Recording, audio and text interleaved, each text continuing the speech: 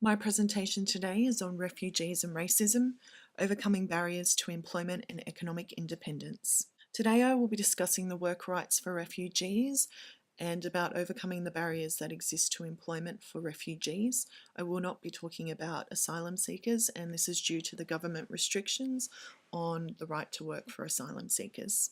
It was during the 1970s, after the fall of governments in Chile, the fall of the Vietnamese government following the Vietnamese War, and war in East Timor, that a more diverse range of refugees started to arrive in Australia. In 1976, Australia's Senate Standing Committee on Foreign Affairs and Defence released its report, Australia and the Refugee Problem, which identified an urgent need for a new approach to refugee settlement.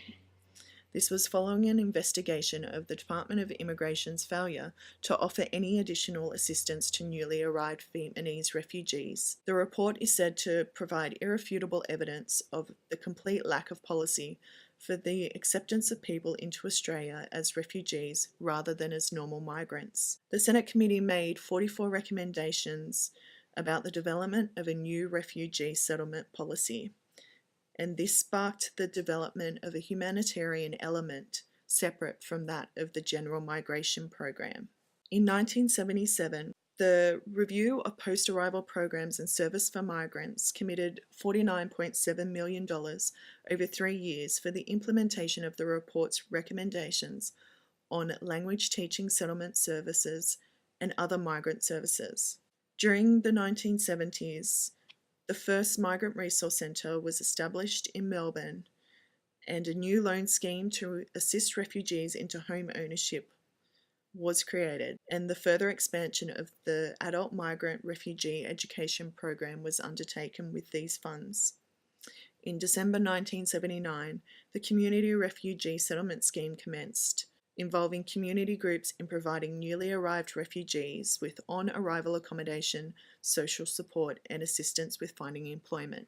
And as I will discuss later, this was a very good response to a number of the barriers that have since been identified as keeping refugees out of successful employment.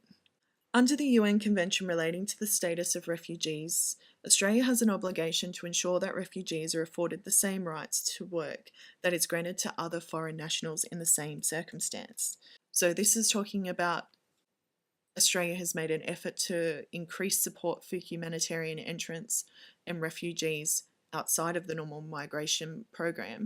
The refugees and humanitarian entrants are still obligated to receive the rights to work that is granted to other foreign nationals in the same circumstances. Australia also has obligations under the International Covenant on Economic, Social and Cultural Rights to promote and protect the economic, social and cultural rights of all people in Australia. And this slide sets out the specific articles that relate to the right to work and the factors that surround the right to work. And as I will discuss later in this presentation, Australia is probably not meeting these obligations to the best of our ability.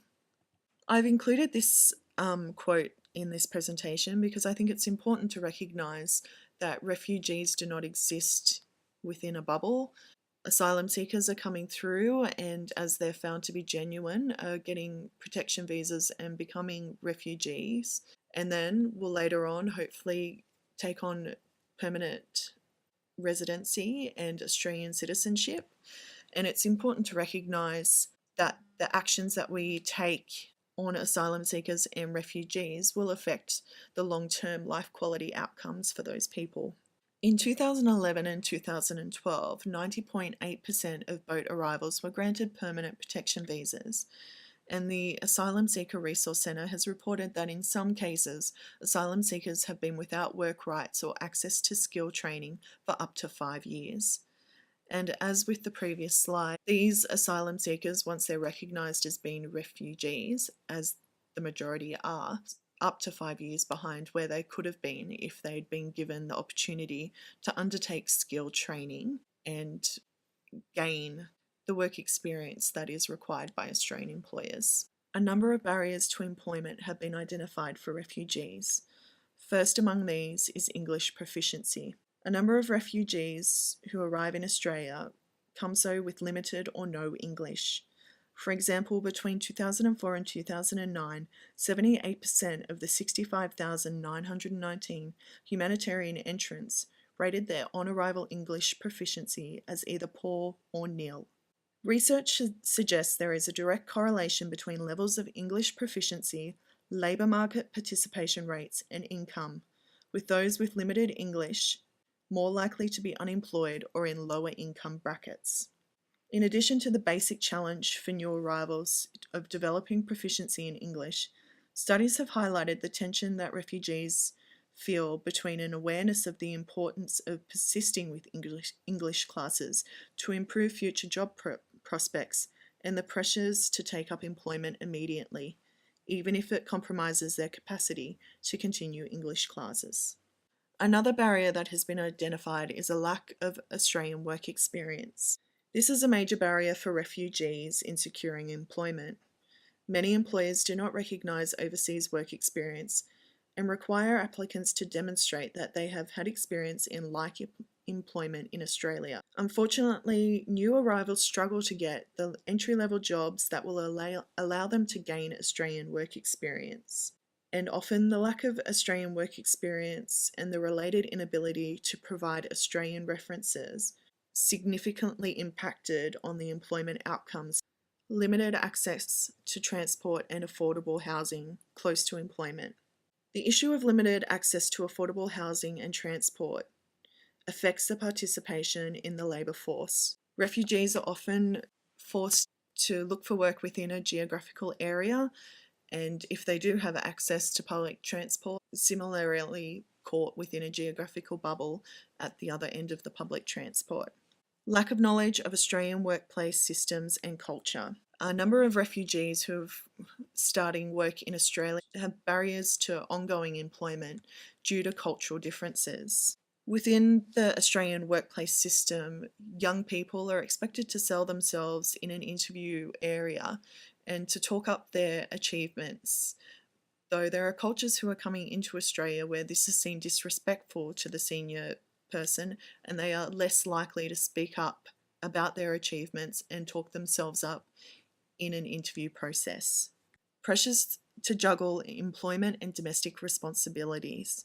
This is also linked to the limited access to transport and affordable housing close to employment.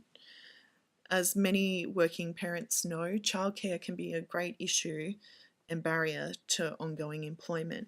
The difference for refugees is that they often lack the know-how to identify networks to support them, such as childcare, or have the family networks that are able to support them to maintain employment and also juggle family responsibility. Downward mobility and the pressure to accept insecure employment.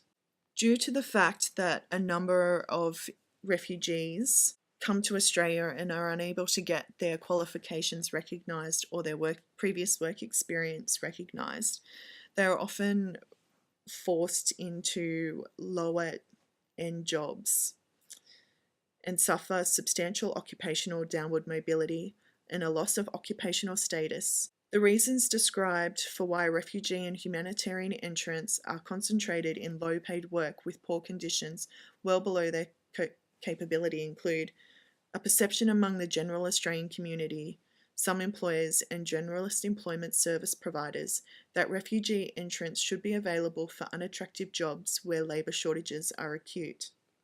Also, that many refugees and humanitarian entrants cannot afford to wait until the best job for them becomes available due to economic necessity.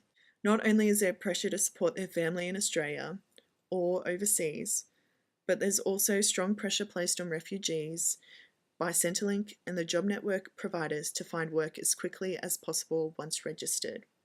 The capacity for refugees to leave low-paid and low-skilled jobs decreases the longer they remain in those industries, due to the loss of original skills and missed opportunities for networking and career progression. There is also issues around the recognition of skills, qualifications and experience that I will talk to now. The Commonwealth Department of Education and Training assess completed overseas higher education qualifications and post-secondary technical vocational education qualifications against the Australian qualifications framework. This website, when I went through it on the Department of Immigration, was very, very hard to navigate, and there are a number of different layers of the framework. There are different Australian standards that exist for different careers and for different levels within careers, and it is a very time-consuming process to undertake.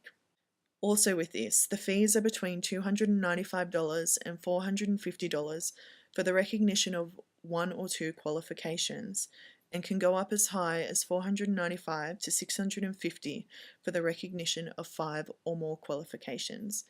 This price is very restrictive and makes it much more difficult for refugees to have their overseas qualifications recognised. The other issue is that the Australian Qualifications Framework website has stated that a number of exams and essays may be required to ensure that overseas qualifications are at level to Australian standards. Racism is another barrier to employment.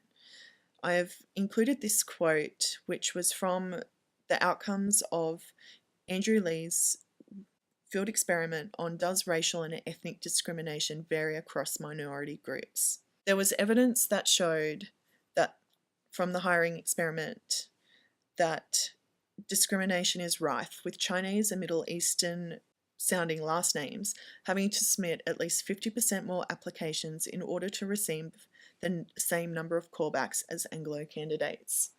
And this has led to a number of refugees anglicising their last name in order to have a better opportunity towards work. And unfortunately, this is not showing protection of the cultural rights, which is a part of Australia's obligation. In the Refugee Council of Australia report, What Works? Employment Strategies for Refugees and in Humanitarian Entrants, 5 key themes were identified to support successful employment. A best practice example I can think of that meets these 5 broad themes that are identified on the slide is the ACT Microcredit Loans Program.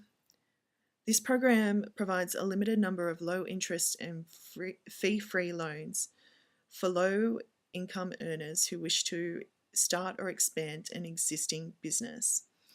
This has been rolled out to refugees and multicultural communities to support the introduction of and coordination of community businesses. An example I would like to give is of White Nile Catering. White Nile Catering is a catering business that was started by a group of Ethiopian women. Through the microloan program, received mentoring and business support to help them set up the business, and also through the mentoring they began to develop a customer base through organisations who would hire them to cater corporate events. The women reinvested the money that they were earning through the business into the business and were able to increase employment within their community, as well as offering education and training opportunities for young people to train up in hospitality and small business management.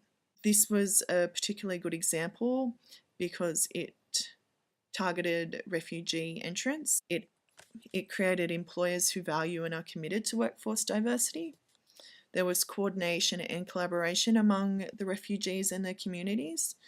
They also worked with education and training providers to get certified for hospitality. And they also worked with employers to build up a customer base. And it was a real social enterprise and small business development that was supported and helped not only the women but also supported the employment of the community around them. In conclusion, employment and economic independence is vitally important to the well-being of all people, and Australia has a responsibility to provide the support to ensure that refugees have equitable access to employment and opportunities. The research shows that economic development and employment opportunities has a direct link to self-determination and the mental and health well-being of refugees. So thank you for listening to my presentation.